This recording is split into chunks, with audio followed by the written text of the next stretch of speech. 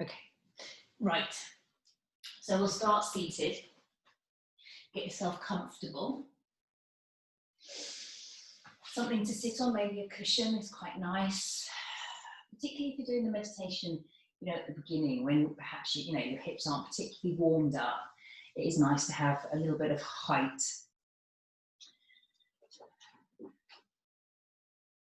So let's just get really settled through our seat. And that's important because that's the base of our posture, our foundation, our connection that begins with the earth is where we feel it.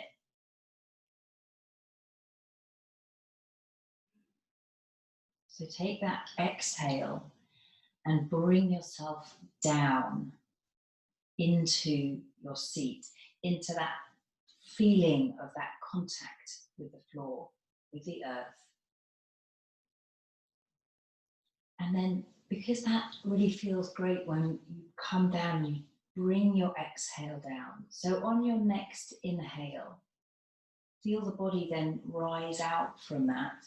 And there's that slight lift of the chest and the crown of the head moves up. And we use the inhale to kind of get that sense that the spine is lifting. And then we keep that posture of the elevated, lift chest, shoulders draw down, heart lifts, crown of the head lifts, but we still have that sense of grounding. So then I want us to start the process of our conscious breathing practice, which we've been doing now at the beginning of every session. So if you're really familiar with the ocean breathing, the Ujjayi, just let that slowly unfold. If we go at it, like a bull in a china shop, sometimes you get out of breath, but just let your breath slowly, there we go, hang on, slowly unfold. And just that reminder for anyone who needs it, the Ujjayi breath, the ocean breath, is when we create that gentle sound in the back of the throat. And the way we do that is there's a slight contraction in our throat, where we actually, what happens is you're making a smaller hole for the breath to move through. So you make that sound and it lengthens and controls the breath. It helps to strengthen the lungs. And it encourages parasympathetic tone in our nervous system, which is a good thing.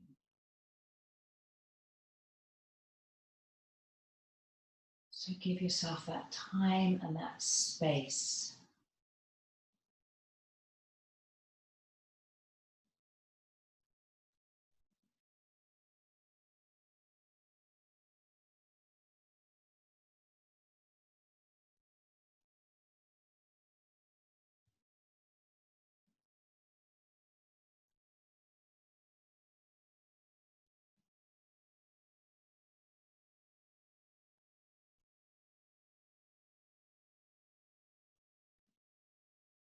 Keep the breathing practice going. And I just want to kind of introduce our sort of theme, but just let the words wash over you. And, if actually you just want to stay with your breathing, then literally they can wash right over you. Okay, I want to delve back into the yamas, which is one of the limbs of yoga set out by Patanjali in his 8 limbs of yoga. And I'm going to read a bit in a moment from True Yoga by Jenny Lee. And I really like this because it is quite a sort of practical and a current adaptation of the Yoga Sutras. Anyway, so in the yamas, the second yama is Satya, which is translated often to truthfulness and balance.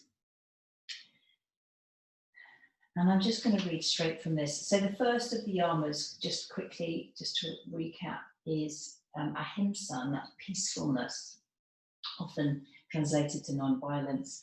But that peacefulness and that kindness and gentleness to yourself and obviously to the world around us. So the second, satya, truth. When we are established in truthfulness, our thoughts and our words manifest effortlessly. And really the slant that this book takes is about integrity. So I'm going to read. The second fundamental building block for our lasting happiness is integrity. If we're not living from a place of authenticity deep in our heart of hearts, then simply we are not living our true life. We're living a lie, and we will never secure fulfillment materially or spiritually. Truth is powerful, and living in truth, satya, makes us powerful. This sutra shows how genuine happiness and the ability to manifest our dreams depends on a total commitment to integrity. So then I always think it's important, so how do we relate this to our practice? And then of course that practice is then spills into our life. Finding truth in the body. We begin our connection to truth through the physical body. Because it is a great measure of the truth, when we listen within, we can identify our true feelings based on body sensations. For example, anger might manifest like a tight fist in the belly. Sadness might feel like pressure in the chest, and resentment might feel like heaviness on the shoulder. Once we have an understanding of how our body communicates emotions, needs, and directions, then we have an ongoing gauge of truth. Our biography lives in our biology. So when we begin our physical practice, if we can kind of begin it with that truth and that peacefulness, so that we're not grasping or clutching or driving for a goal or berating ourselves or kind of thinking, oh, I should, blah, blah, blah, blah, blah, I should. Blah, blah. Well, then we can offer ourselves, real compassion and kindness. And that's kind of a really good hub, beginning point in our practice. And I really like, Desikachar says, and it's just a very simple quote, we begin where we are, which is great. So we'll begin where we are. And of course, the invitation to let that ocean breath just traverse its way through your practice with you is always there. Let's come down to lying on our back. So move your cushion out of the way and roll on down. And it's just really nice to squeeze your knees in and just gently give your back a massage by rocking.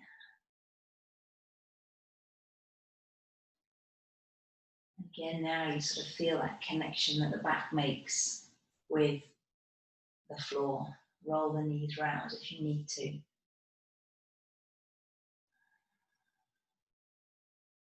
It's a great way of just keeping up a little bit of maintenance in the lower back. Okay, release the legs, bring the feet flat on the floor, bring your arms down by your sides. And we slowly going to curl up into bridge from the tailbone, moving slowly, peeling the spine up.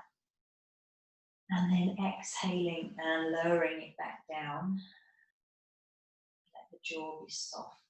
And then the breath that goes with this is inhaling as you rise. And exhaling as you lower.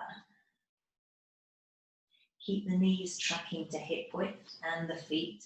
And as you come up, just press into the feet.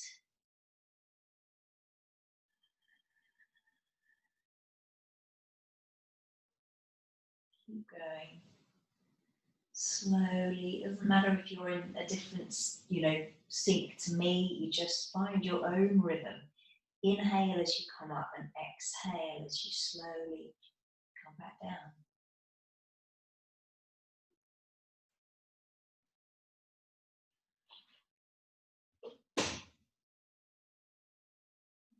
Ease your way down. So the next time we're up, we'll stay up. And just firing as we come up. Actually bend the elbows, so the fingertips, very tips of the fingers pointing up to the ceiling.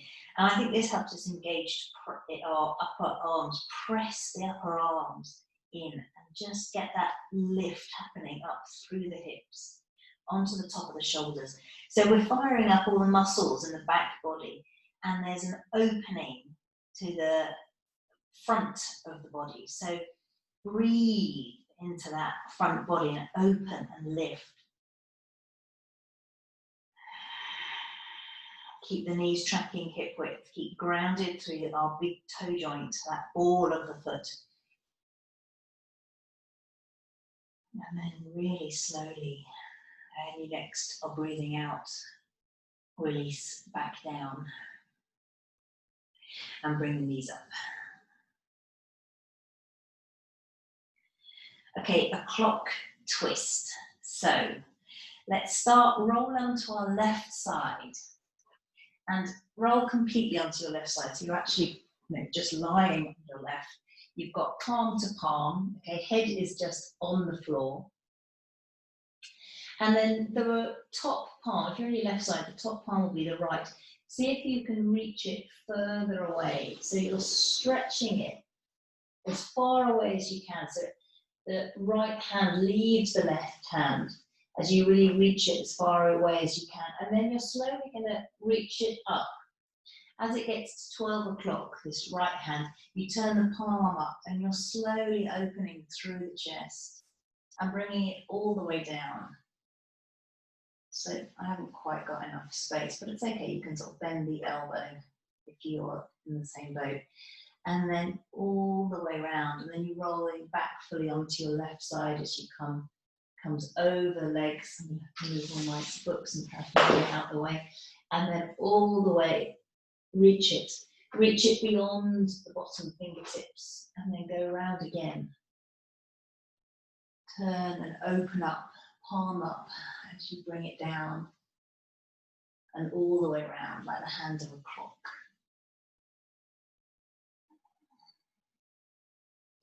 There's no hurry. Let the head just roll, let your jaw be really soft. This is a really nice way to kind of get a moving twist happening. It's good for the underneath shoulder and for the top shoulder and the chest.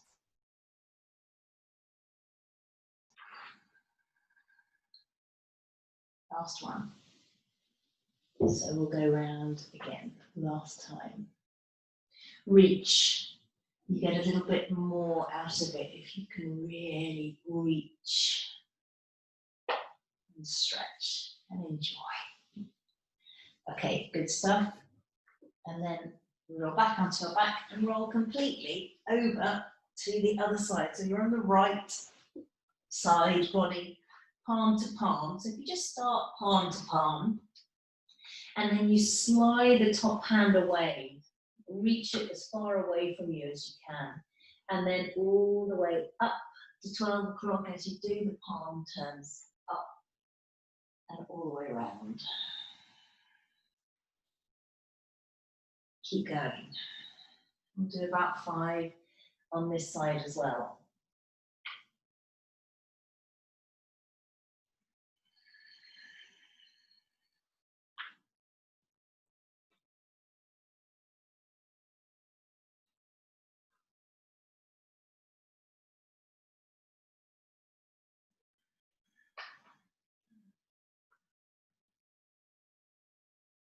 Take your time.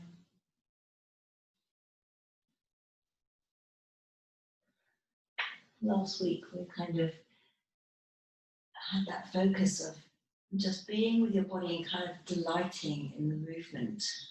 And actually, this is one of those rather delightful stretches, I find.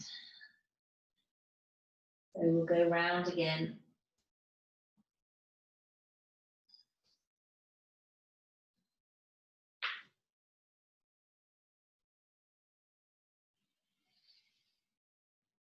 And then roll back onto your back. Okay, onto your back. Sometimes we navigate ourselves off our mat, that's okay, just shuffle yourself back. Squeeze the knees in once again. Bring the hands behind the backs of the knees and just start to roll up and back. Up and back. And this is good to get energy and get the momentum, get the blood flowing, energy moving.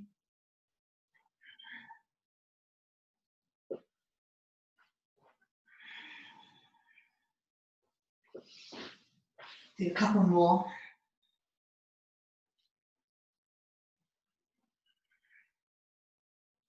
And come all the way up and over, and then shuffle yourself back, walk yourself to the back of the mat.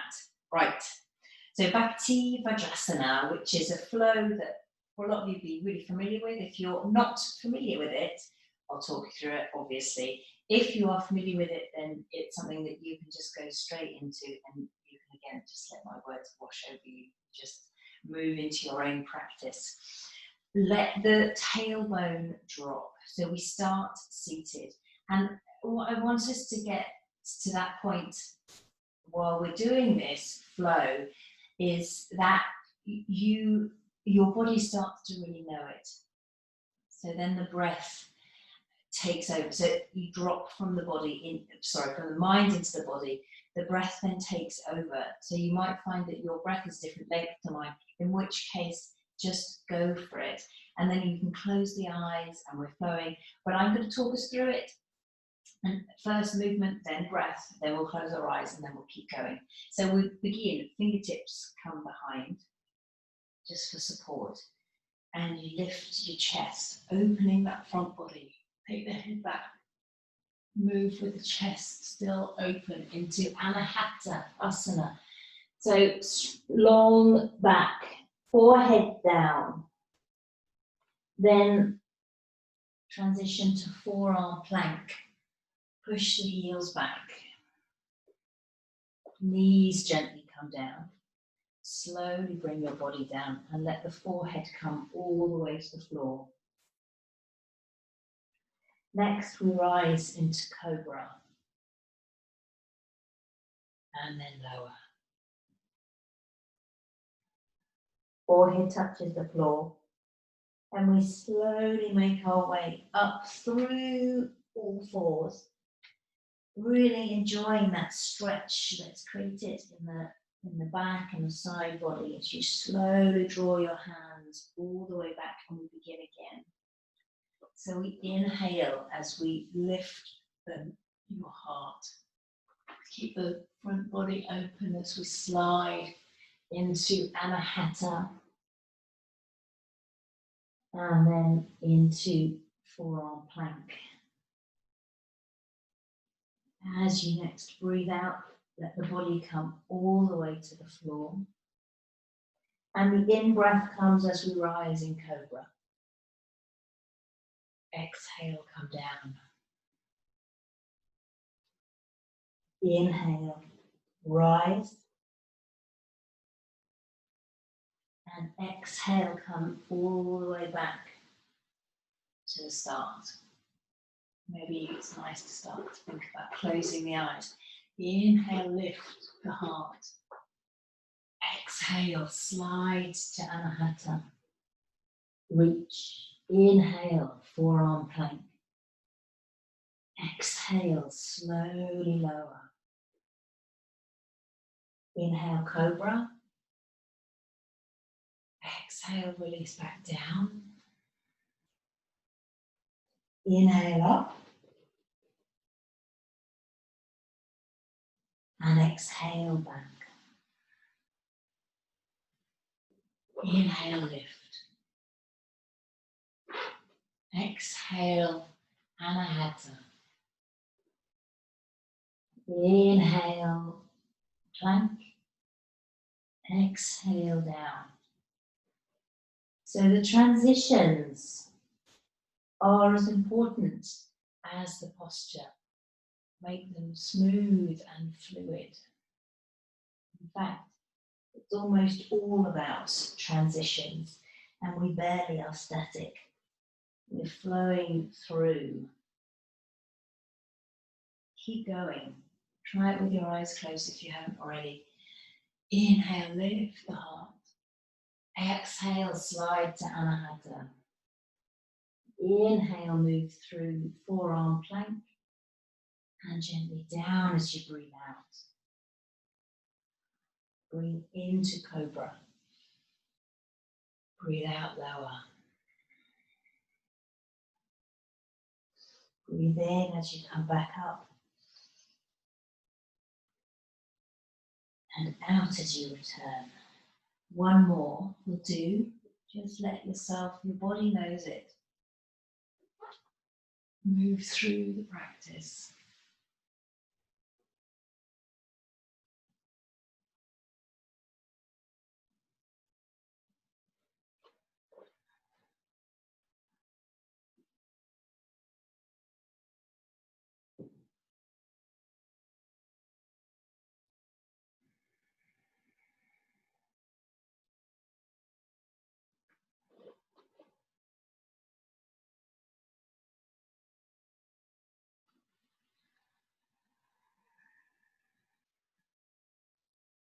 And then just sit and let everything settle to flowing.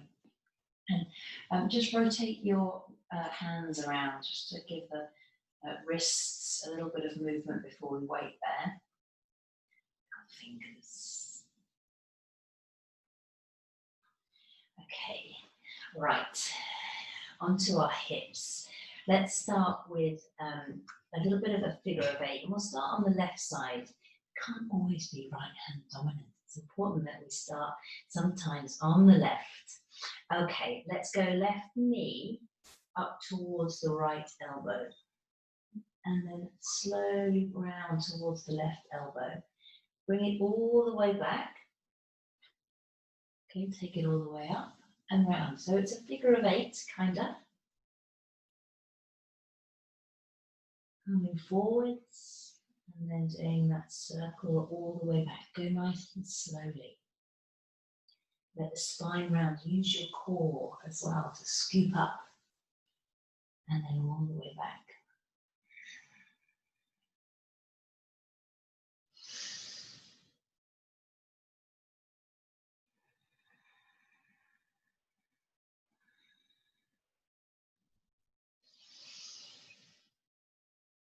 Then we take it up.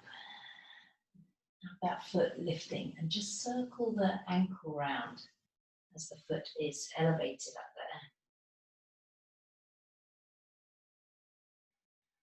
And then we take that foot and we bring it forwards to where the left hand is, pretty much, and you move the left hand on the outside.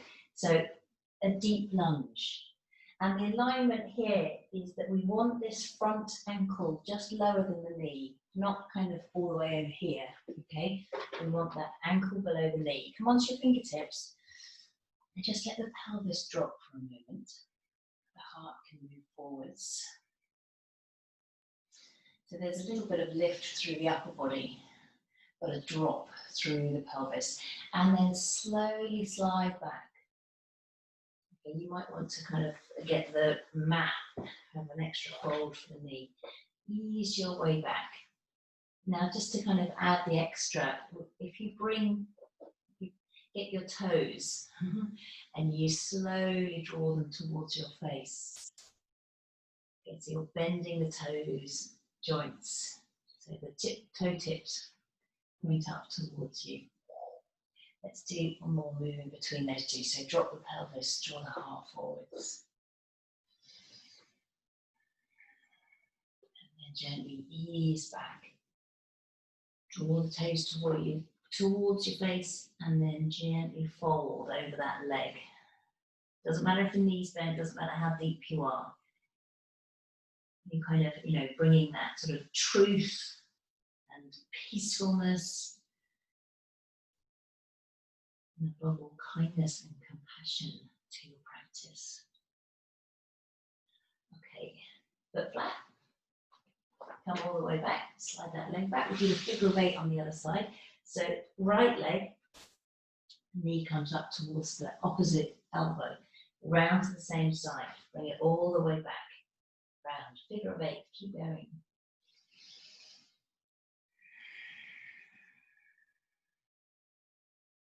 Bring your Ujjayi breath in. It's sort of slipped a little bit. It's really normal for that to happen. But just that gentle reminder, you go, oh yeah, there it is.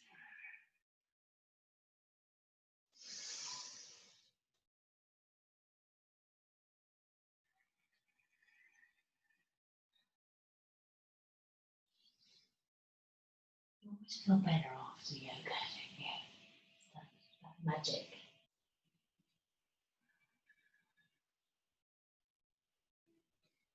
It's like a gift to the body and the spirit and the heart.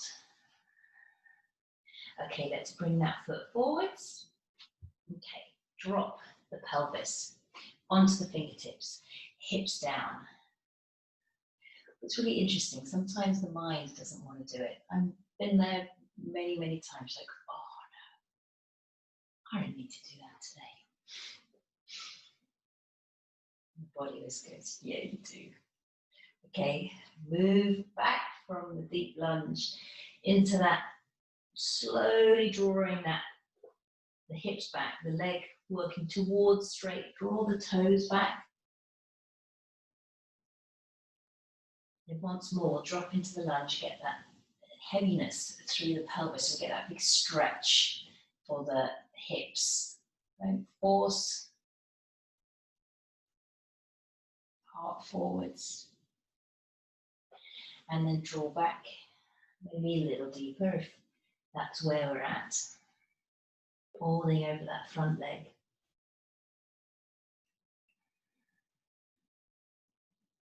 We don't always have to go to the deepest stretch. We don't always have to find sensation and our edge. It's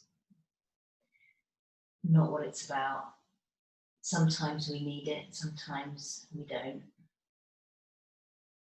And then come back, hands flat to the floor, slide back. So into down dog. Let's clamber our way up. It's just automatic now, this gentle kind of padding of the feet, taking your time, warming the body in dog, using it just kind of as a template.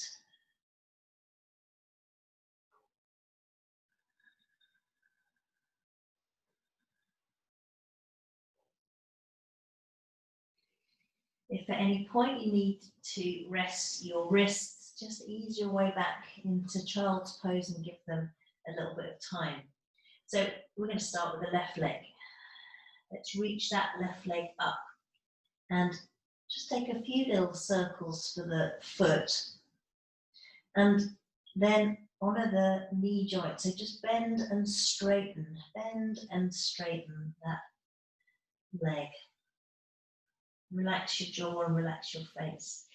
So again, we've got that sort of paradox, the softness and smooth fluid movement, and yet we need to kind of underpin it with strength and stability. So we're going to move smoothly, but it's going to be strong.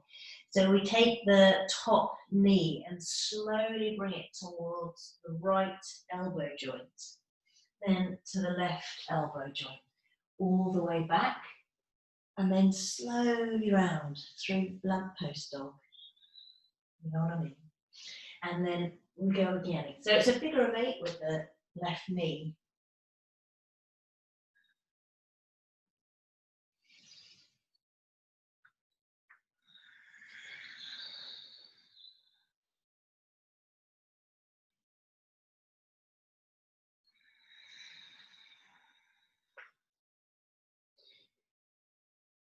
One more, go all the way around in our figure of 8. And then we'll bring the left foot forwards, land between the hands, come onto the fingertips. Okay, and this time we don't put the back knee down. So this is going to be in our flow sequence in a bit. And I just want us to get the kind of mechanics of it. So it's a pulse, and it's an inhale, draw the belly button up, round the spine. The front leg stays bent, but you're kind of lifting up, lifting that back heel, really rounding the spine. And then the back heel goes back, the heart goes forward, and the hips lower. We keep the back leg off the floor. Okay, it's that rounding, inhale, exhale, lengthen, heart forwards, heel back.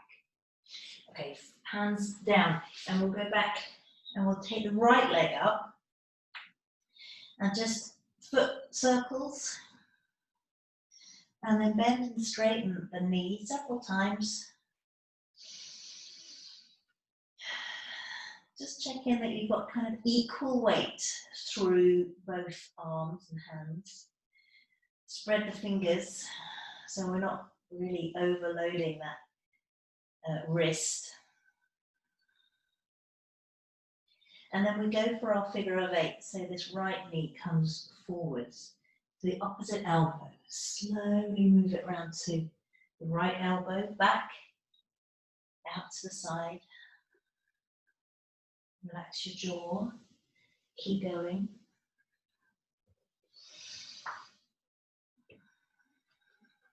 This movement acts like a oiling. So as we move, and this big, heavy hip joint, we encourage lubrication of it.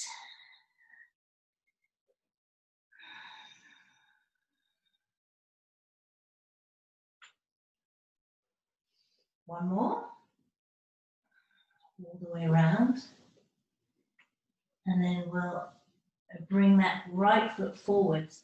And again, just work on that pulsing of that inhale. Lift and round the spine, a bit like cat.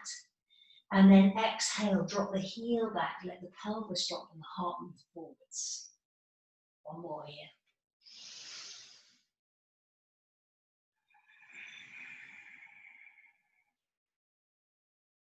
Okay, hands flat, and just step back and come to sit.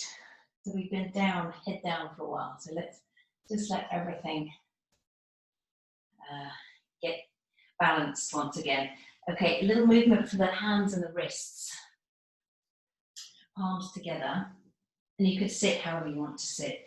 Palms together. Inhale, open palms. As you exhale, the backs of the hands come together, and you turn the fingers so they're pointing away from you. Inhale, you come back the way you came. And this time we create that lotus mudra with the hands. Little finger, thumb touching, fingertips open. Let me come a little bit closer. Okay, palms together. Inhale. Exhale. Inhale. Exhale, back to the heart. Inhale.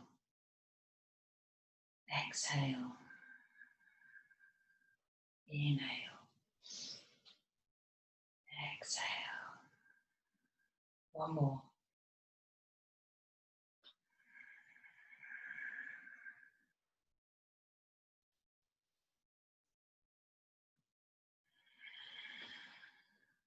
Good.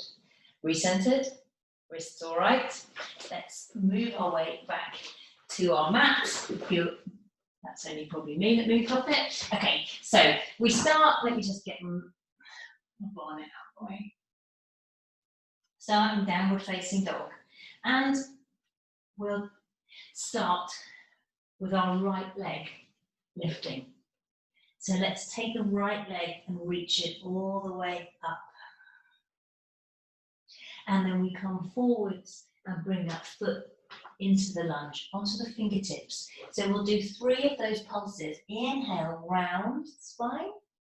Exhale, you're flattening it and lengthening it. Draw the heel back and the heart forwards. Twice more. Inhale. Exhale. Inhale. Exhale. Now we walk round to the long side of the mat. Okay, heels in, toes out, 45 degrees. You want a kind of flatness to your back. And I'm just going to spin around so you can see what's happening in my back. Okay, right, fingertips on the floor. It's really, really ladylike. There's one who gives a about that. Right, so we want the knees bent. We want to feel that kind of depth, that flatness in the spine. And we inhale and round the spine. And then exhale, feel like you're lengthening your tailbone back and the crown of your head forward as you flatten. Inhale. Exhale. Inhale. Exhale, flat back. Heart, head, crown of the head forward and the tailbone back. One more. Move back. Yeah, great. And then we walk round to the other side. So we've got the other foot, so you're spinning all the way around. Okay, 3 more of those lunges where you round, pulse the spine up, exhale, heel back, heart forwards, twice more.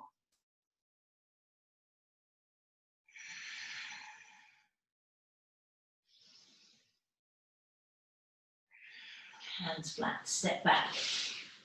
And then we take the left foot up, reach it up.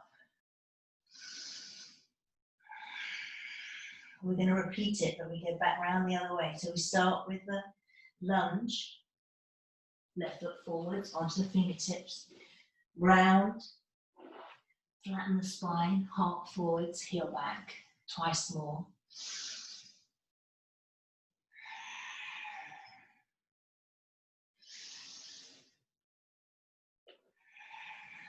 Walk round, long side of the mat, heels in, toes out, hands to the floor. Inhale round, exhale, get deep, flatten, sort of really flatten the spine. Good.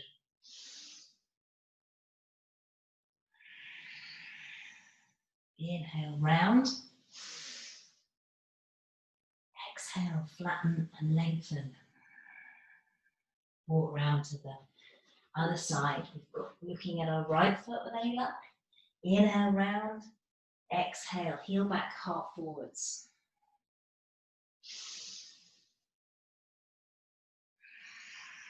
Really gets into the hips. Hands flat, slide the leg back, knees to the floor, and let everything just slowly recover. Come back, child's pose. Find your breath, give yourself enough time just to let everything come back to balance.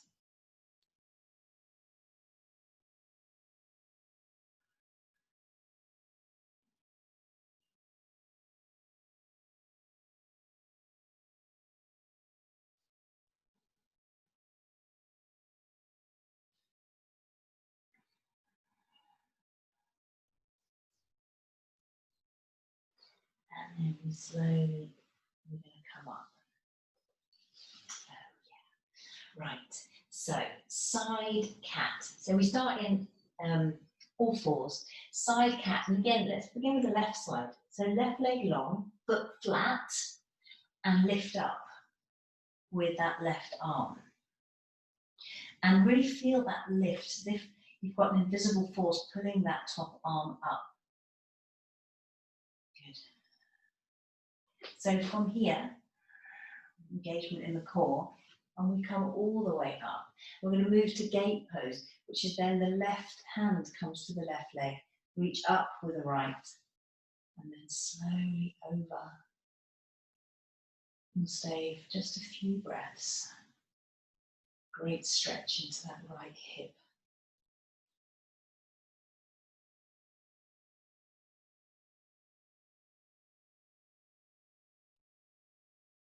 All the way back. So back firstly to our side cat. This is a variation of side plank as well. And let's lift up that left leg. Can we catch hold of the top of the foot? Bring that heel in. And then push the foot back as that shoulder draws back. Don't lift it up, so it's not up here. But keep it in the same line as the hip.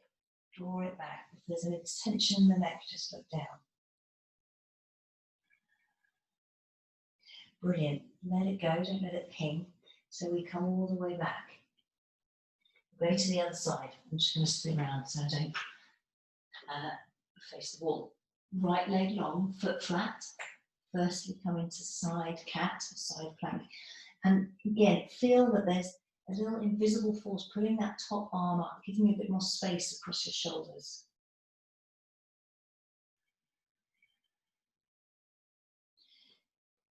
So power up through our core, and we come up. Right hand onto right leg, reach up with the left. Find that bit of length and space, really reach up, and then come over perhaps a little bit.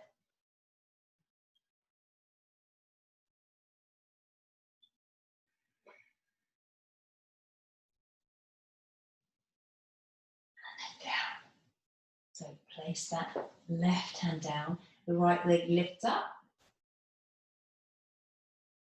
Then we take the foot, heel in firstly, heel into the buttock. And then we push the foot back. Okay, so we've got that bow shape. Side chest opens.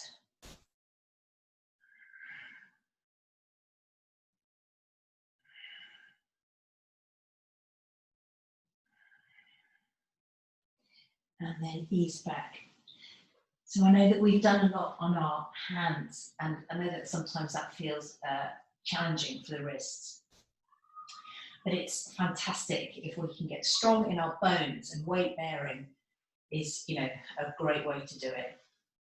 Right, hopefully you're resting in child's pose. Or seated, whatever, doesn't matter, as long as you're just giving yourself time to come back. Time just to, and the pauses are just as important as the poses.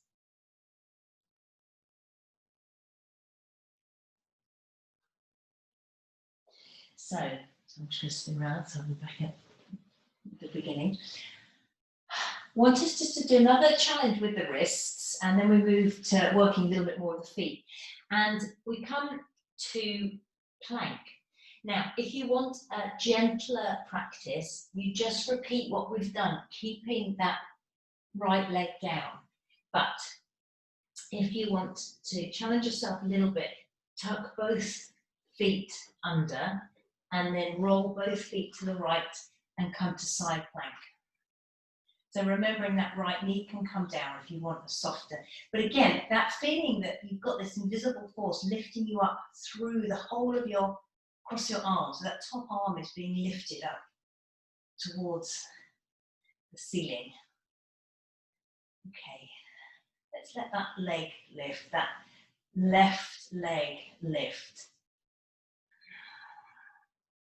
Doesn't really float, but we're strong enough, we can hold it.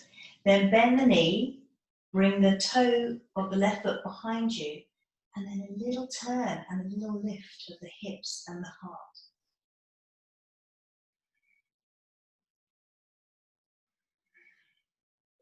Then bring the hand down and everything else just gradually follows you. So, other side, remembering you can bring left knee down and come to that side plank that way and stay in a more gentler option. Feet together, if you're going to go to the full one, rotate the heels to the left. Pick up the right arm, reach that right arm up so that we've got a bit of rebound from gravity, reaching up. Lift the right leg away from the left. Just hold it for a moment. Keep breathing. Then bend the knee, bring the toes behind you. And that little turn, that little lift of the hips and the heart as we really open, breathe into the front body.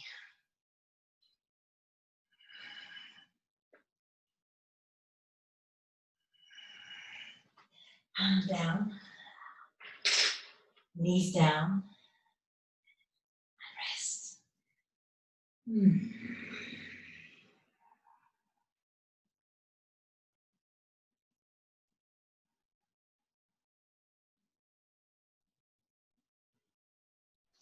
Okay, let's come up. Tuck your toes under and come to sit. And just hold the soles of your feet come towards each other and hold onto your ankles. And just have a little bit of butterfly in the legs. Keep lifting up through the hips, the chest, the crown of the head, so you're not got a collapsed posture.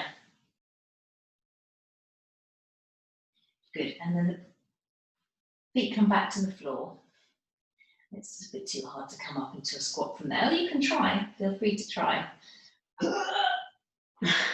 Sometimes you need a bit of hands help. Okay, so even here, we've got our feet on the ground, and you know, everyone's squat's slightly different. Sometimes heels are a bit lifted. But what I want us to see if we can do is lift the heels as high as they can possibly go. So we've got quite a lifted squat, lifted through the heels. And then fingertips to the floor.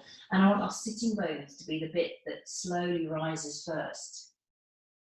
You get halfway and the heels drop down at some point. And you come into that forward bend. Soften and relax your face. And the more of these forward bends I do in my own practice, the more I know how important it is to not really like put too much pressure on the hamstrings. So for me, your hamstring attachment, I mean, I have had issues with it. And I think if we, if our quest is to lengthen our hamstrings, which, really what we want is supple hamstrings rather than sort of this worn out bungee rope, because we've been stretching and stretching and stretching. So what I do when I'm in my forward bend, it's not about folding like an envelope.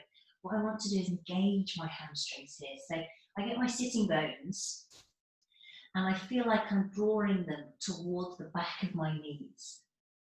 So that engages and protects my hamstrings more. And it's quite a subtle movement. I mean, it's like millimeters, but it's not about that kind of massive opening in the back of the legs. I want to protect my hamstrings.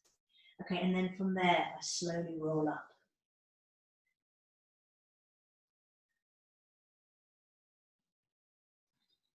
Good.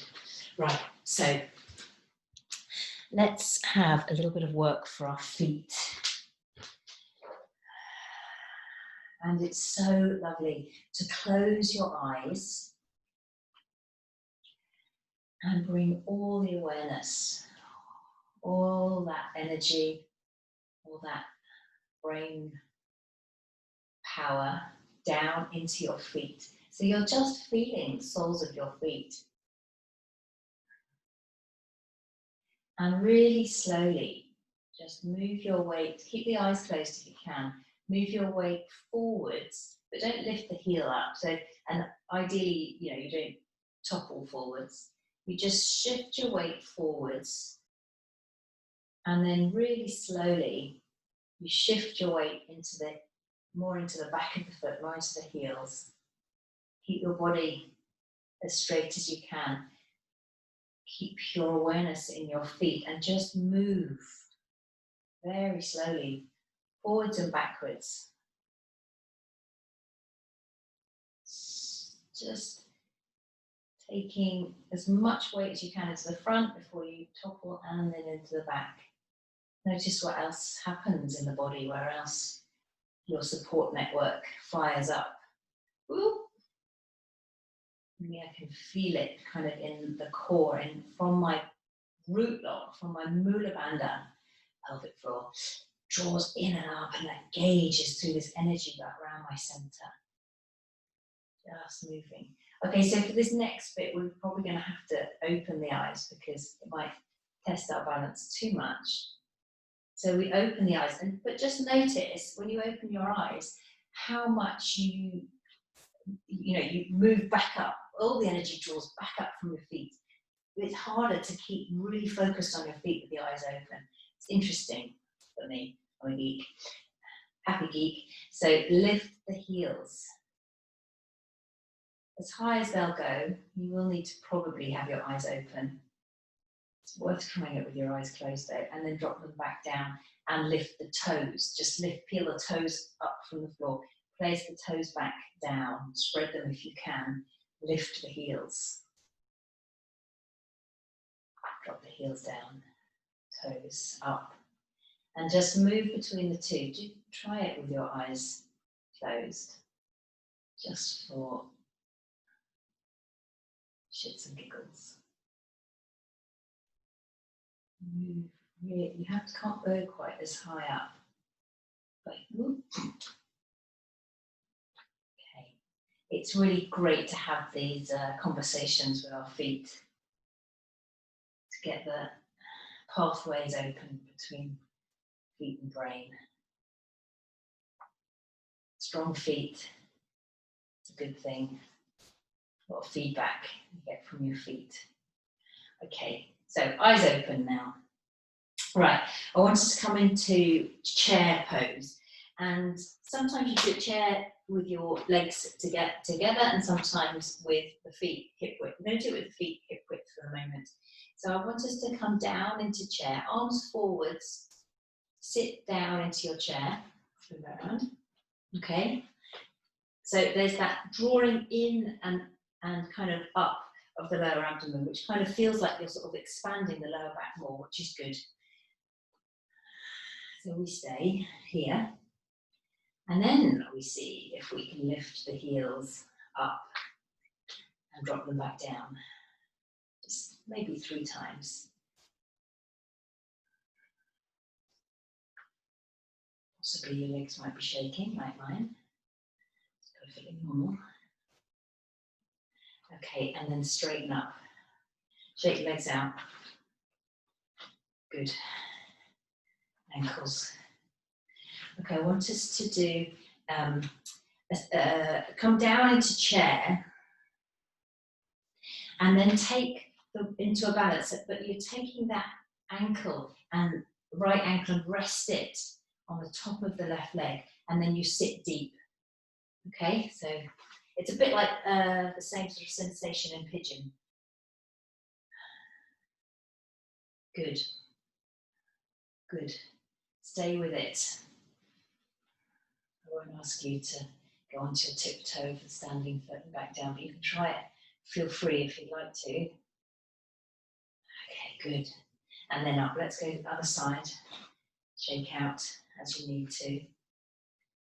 Left foot on right leg. And sit deeply into your chair.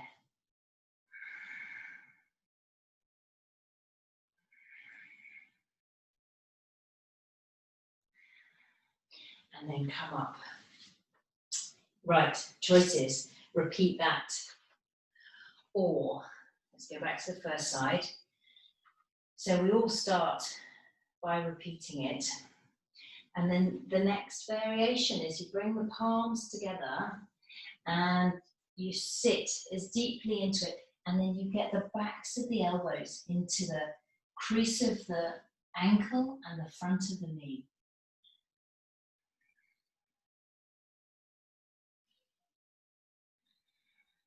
Stay for 3 breaths. Straighten up. The legs recover. Oh. Okay, other side.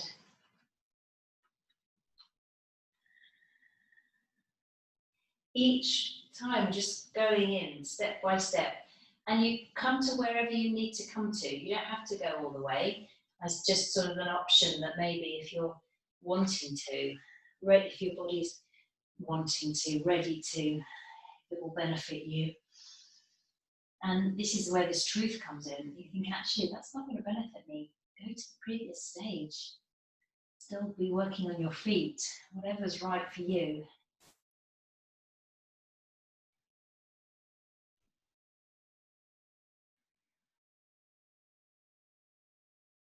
And then ease your way up. And then circle the feet. Circle the feet.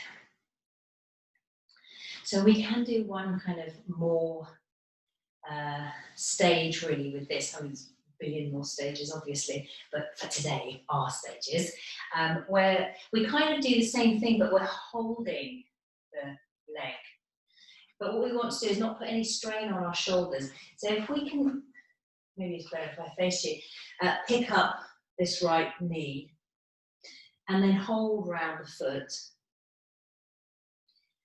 Okay, so we're bringing that shin towards our chest, and you'll recognize this as a kind of pigeon. Now, possibly we bring the outside edge of this right foot into the left elbow crease, and we hold round. Ooh. Squeeze the shin towards. Can't help but like a little bit of a rocking of the baby.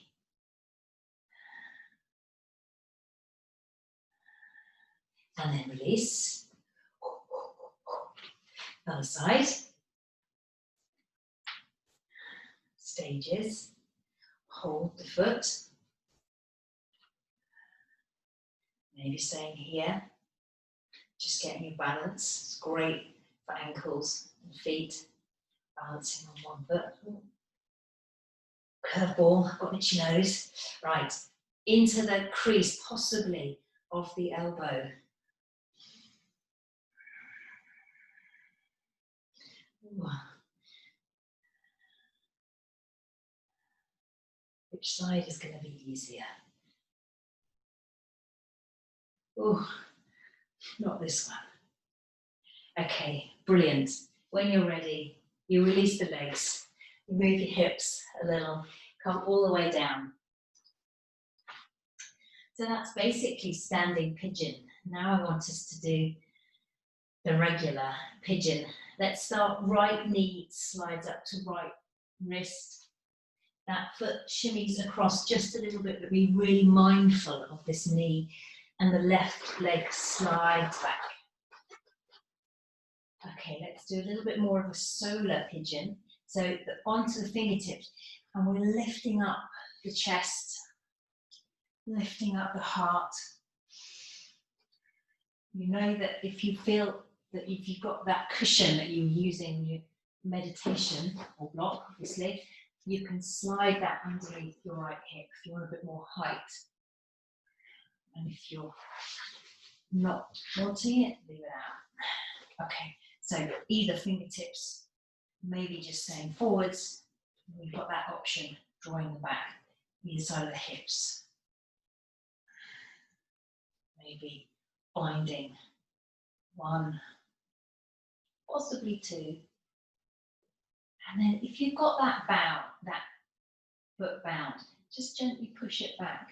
So you get that open across the chest. But you don't have to, you can even just hold onto the sides of the mat and feel the arm bones move back and the chest lift. Hands down. Slowly make your way out. Slide it back. Lengthen that leg. Good. So we go to the other side. So it's left knee slides up to left wrist.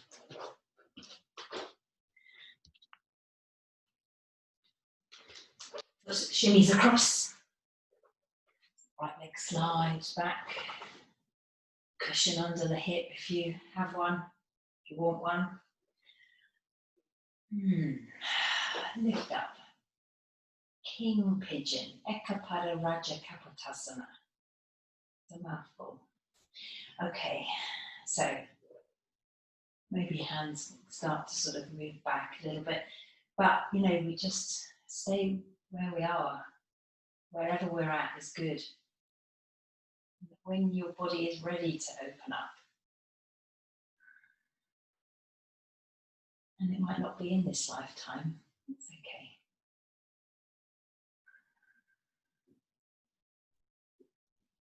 Because the advanced practice isn't in how flexible you are. We don't have that tied up in our worth in yoga. Because that's bullshit. My classes should come with a swearing warning. Apologies. Okay, great. Then we ease our way out. Slide that leg back. Just give it a little bit of time and then slowly come onto your back. Slide yourself down. Take your time, squeeze your knees, hug them in and let them rock so you massage your back.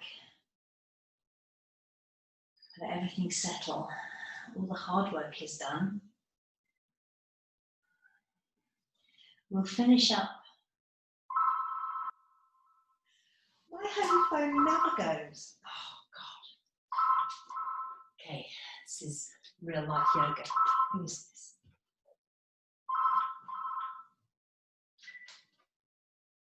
Apologies. Back to that twist. Oh. Squeeze the knees in. Been teaching online for 14 weeks or something. Home phone's never gone. Right, let's go for just a gentle twist if you've not got there already. And just take sort of 3, 4, 5 breaths. Maybe don't even bother counting. With the legs one side and then slowly take them over to the other side when you're ready.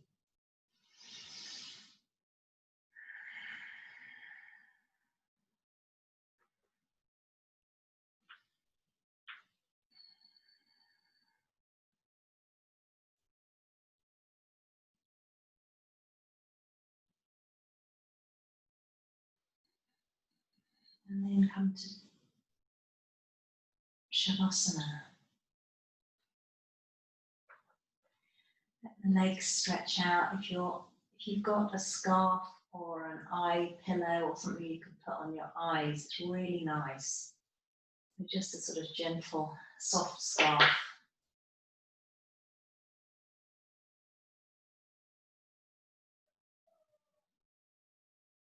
And then let everything start to soften as you feel your body on the floor.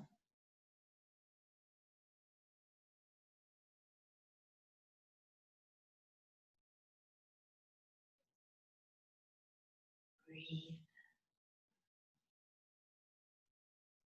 Let the breath feel free, so the belly's relaxed.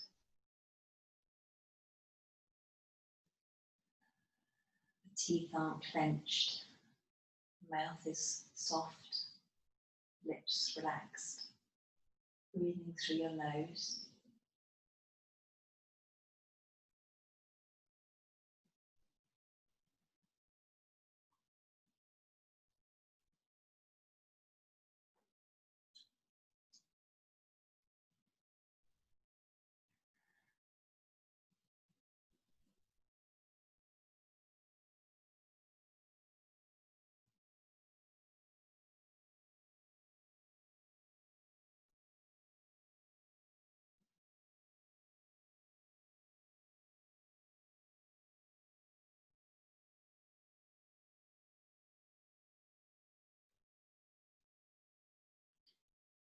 And I think sometimes we have to really stay with our body and stay in that place where you are allowing and sort of almost giving your body and your heart and your mind permission to be resting and relaxing.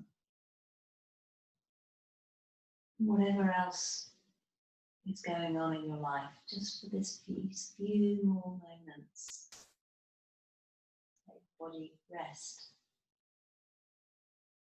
Feel the weight of it on the floor.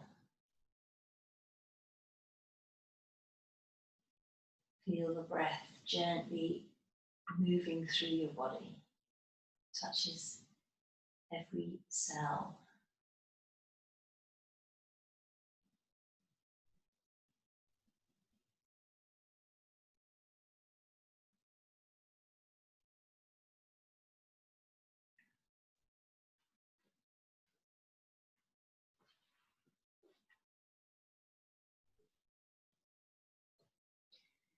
And that really allows us to tune into that truth about ourselves and about what we need.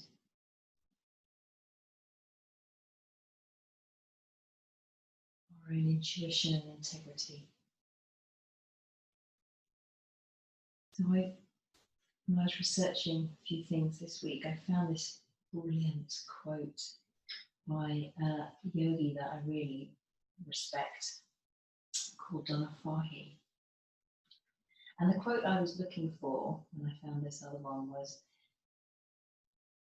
the quote, the first one is, "In truth, it matters less what we do in practice than how we do it, why we do it," which is in itself great. And then I came across this little gem. And this is, again, Donna Farhi. "The world doesn't really need any more people who can bend their bodies into amazing positions. What it needs are kinder, more compassionate, generous people."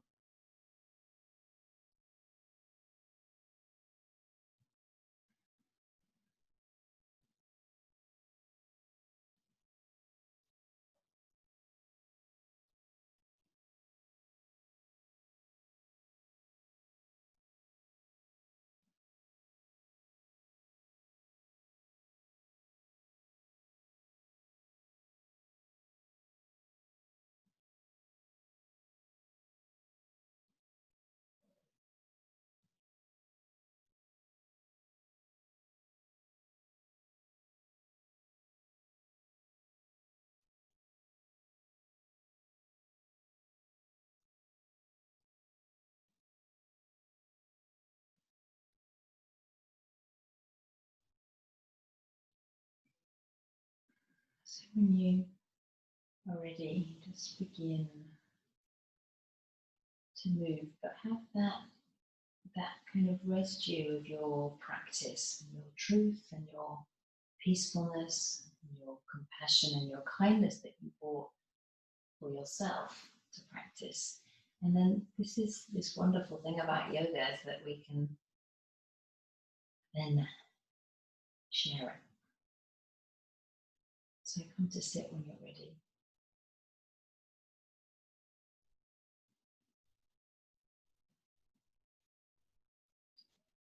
Good. Great.